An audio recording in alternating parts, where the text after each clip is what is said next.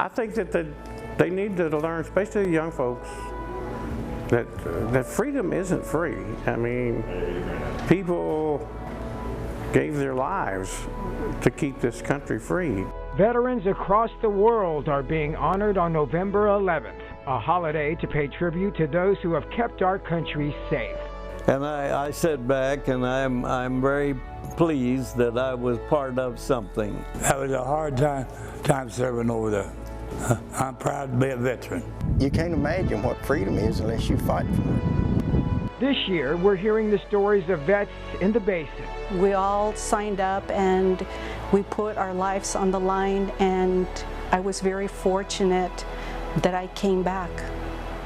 Thank you for joining Big Two and honoring those who serve.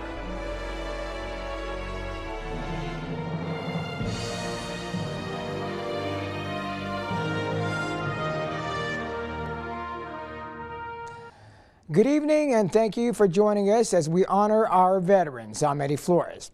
We start with Maria Gonzalez's story. She served in the U.S. Army for more than 22 years. She now works as a Veterans Career Advisor in Odessa. Shortly after 9/11, she was deployed to Iraq. Tonight, she shares with us the struggles of helping run a hospital.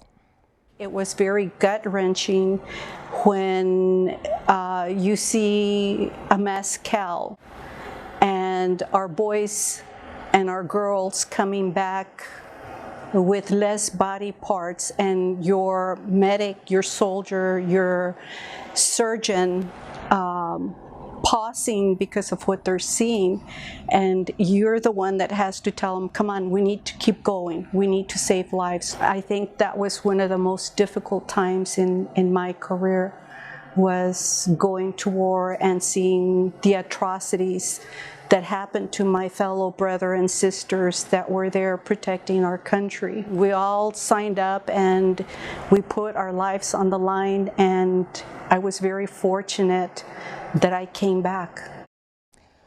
Maria had an incredible career. In fact, she retired as an E8.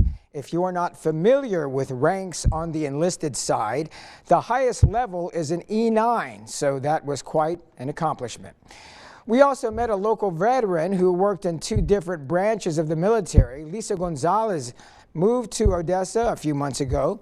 She joined the Marine Corps before graduating high school, then finished her time joining the U.S. Navy later.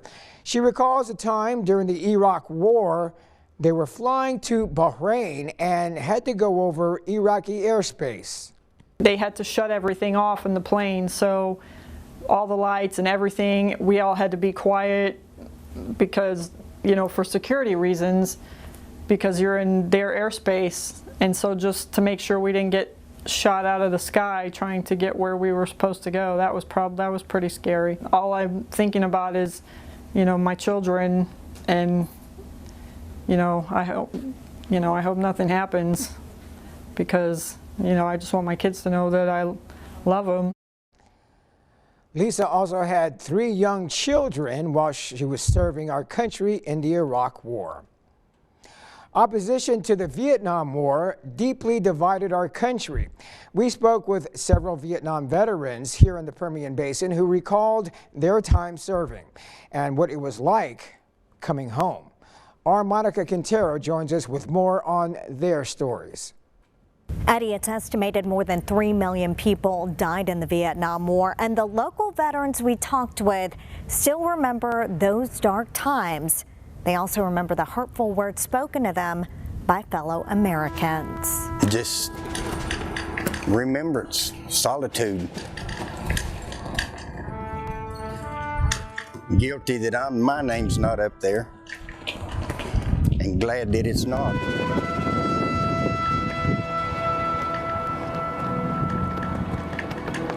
I did it for them. I don't want them forgotten. They gave their lives for this country, and they don't need to be forgotten.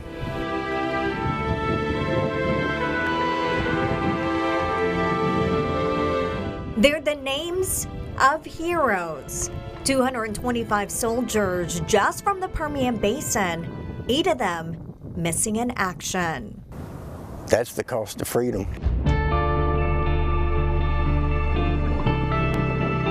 Midland resident Bill McNeil served in the United States Navy Special Forces during the Vietnam War.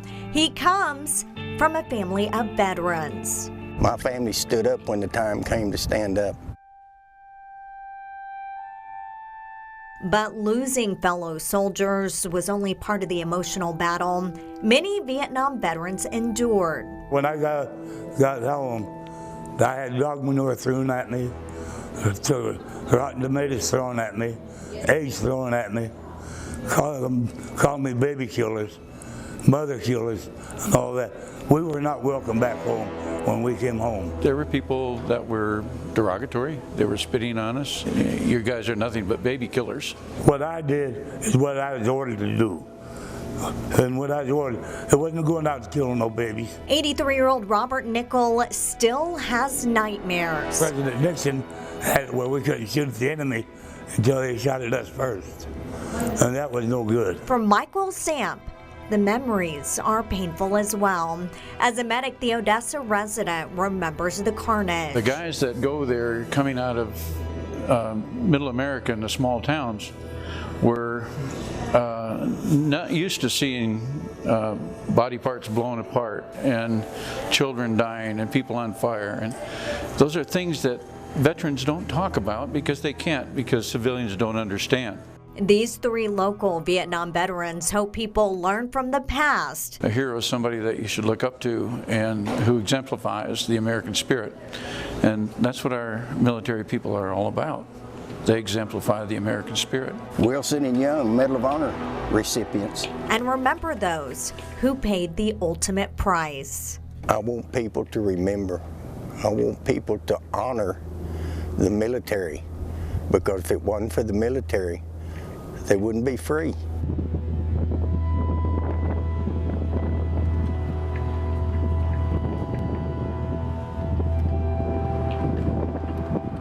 The Permian Basin Vietnam Veterans Memorial was dedicated in Midland November 12th of 1994. Reporting in Midland, Monica Quintero, back to you. Thank you, Monica. Coming up, we take a look at the life of Jobert Williams, the 93-year-old veteran story, right after the break. Stay with us.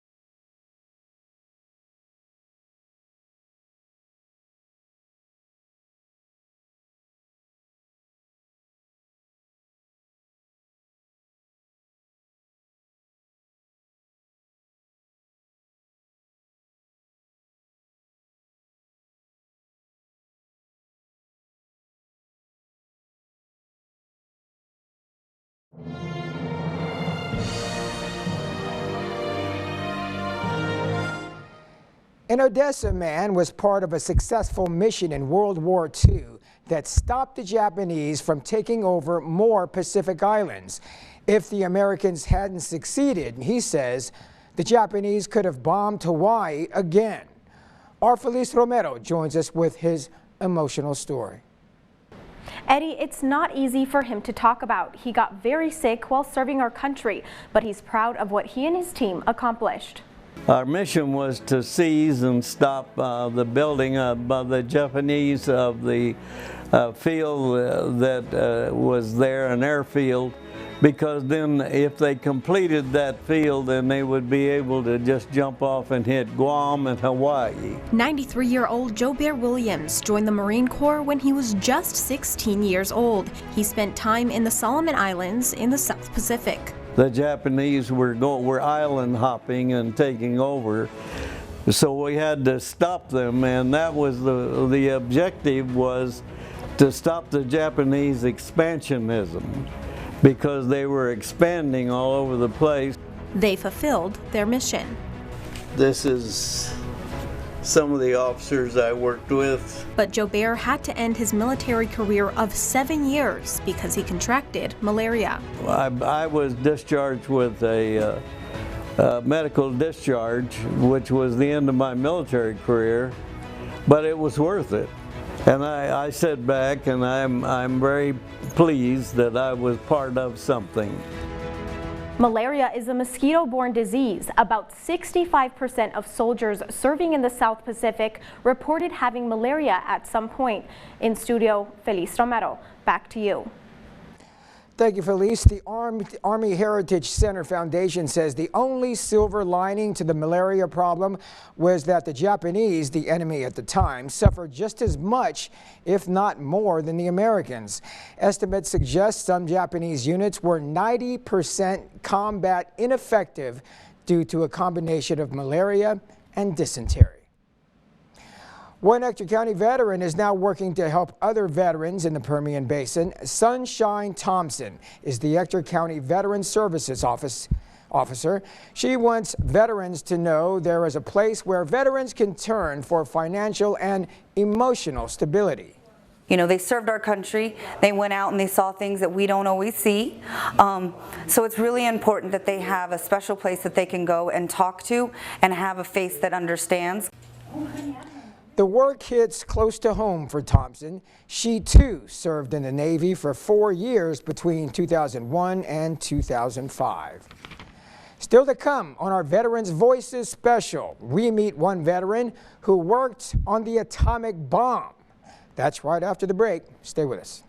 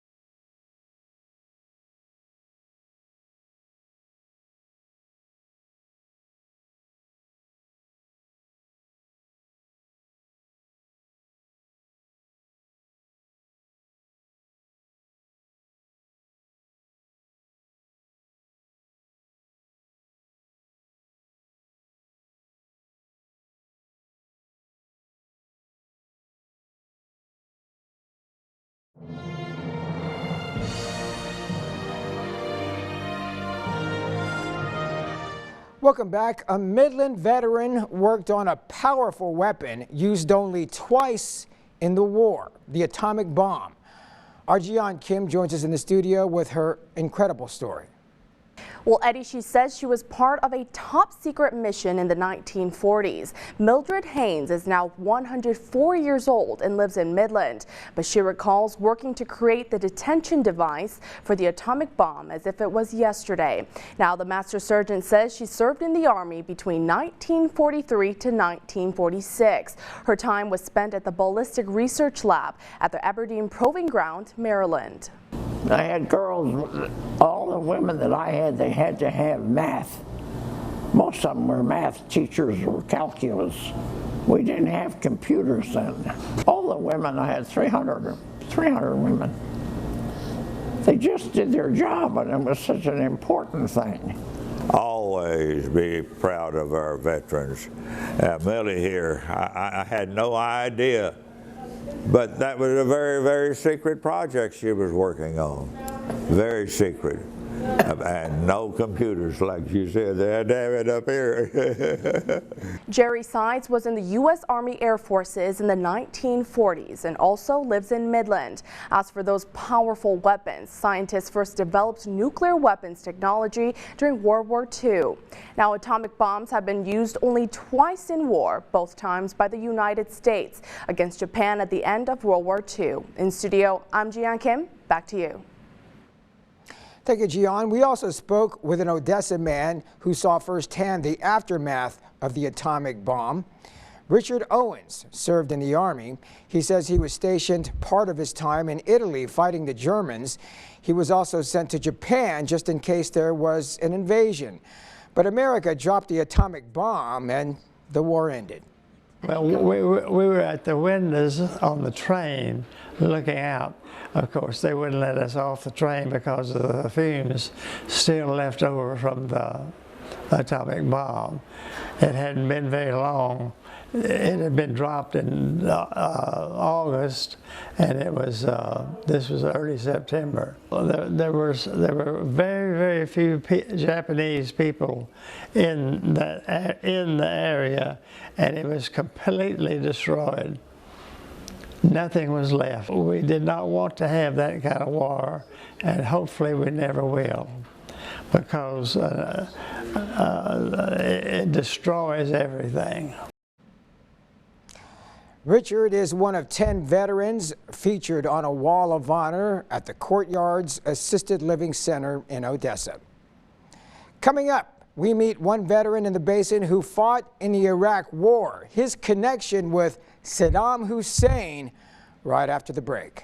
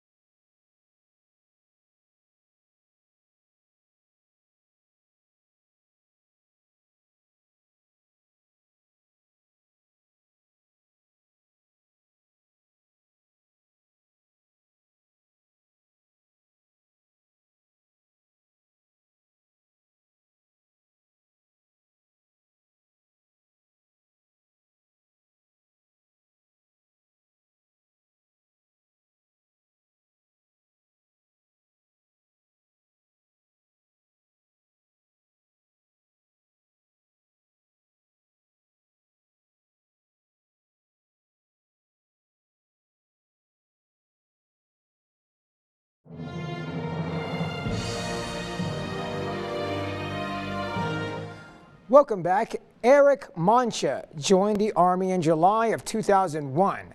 The Midland Lee graduate had no idea that our country was about to be attacked and that he would be part of a military mission that would go down in history. Eric Mancha was just 6 weeks into Army boot camp when this happened. All the drill sergeants were telling us, I hope you men are ready. We're going to war. 7 months later, Mancha was in a different world. As part of Operation Iraqi Freedom, Mancha's unit was tasked with weeding out the enemy in populated areas. Basically like police officers kicking in doors and looking for weapons, looking for insurgents that were a part of the Iraqi military. You know, that as soon as we came in the way we did, they changed into regular clothes and try to act like the regular population and then shoot at you at night. In fact, Mancha's unit was constantly under fire. From getting hit by RPGs to, you know, IEDs on the ground, you know, getting, you know, Humvees running over. Yeah, it got a little scary for a minute. Mancha, like all the other soldiers in Iraq, knew the main goal was to capture Iraqi President Saddam Hussein. He was the ace of spades. They had, you know, they had every person we were going after were named after another card. On December 3rd of 2003, Mancha and his buddies were on patrol when they got word that Saddam Hussein had been found, and they would be part of the team that would go get him.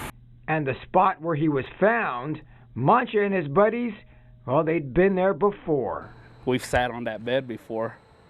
You know, we sat on that bed while the Iraqis that were there, you know, like I said, during the day, they were friendly to you all. You know, they trying to feed you fruit and trying to feed you chicken and stuff like, you know, oh, sit down, you know, that's, and the whole time, you know, there's a rug and a plate that he was found in, you know, inside that hole.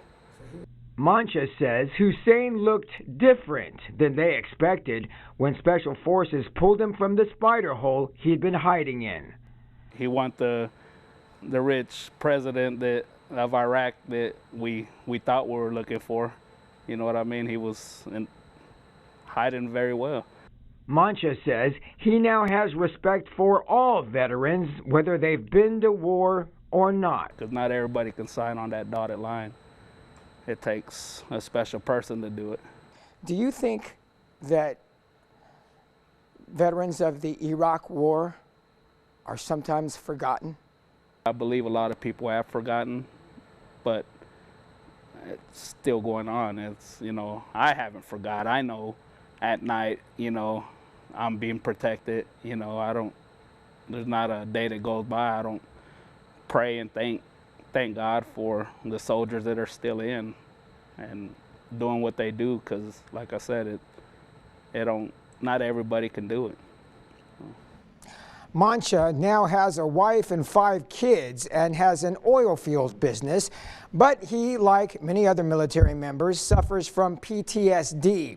He encourages all other veterans who are coming back from war to start documenting everything that they went through as soon as they get back to the States. He says it helps with the healing process and for veterans to get the financial help they deserve from the VA. Of course, PTSD is nothing new for veterans of war, only it wasn't always called that. Tech 3 Sergeant Phil Crenshaw was a chaplain's assistant in World War II. He served overseas in Okinawa during the war, but Crenshaw says he was kept busy after the war when veterans returned back to the United States from battle. The thing that we saw afterwards when the troops came home was this element of depression and near suicidal tendencies that were so strict and severe on them that they needed spiritual assistance that only a chaplain could give. Crenshaw has been an advocate to keep chaplain services in the military. He's even been called to the Pentagon to give his testimony about the issue. Stay with us. We'll be right back after this quick commercial break.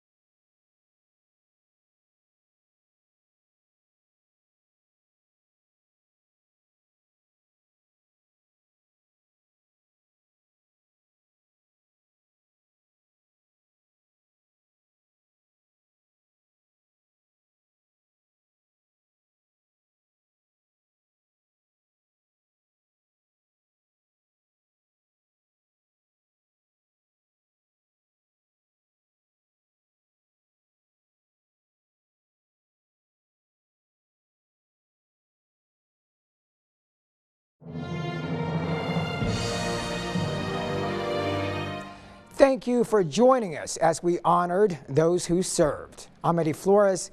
Have a good night, everyone.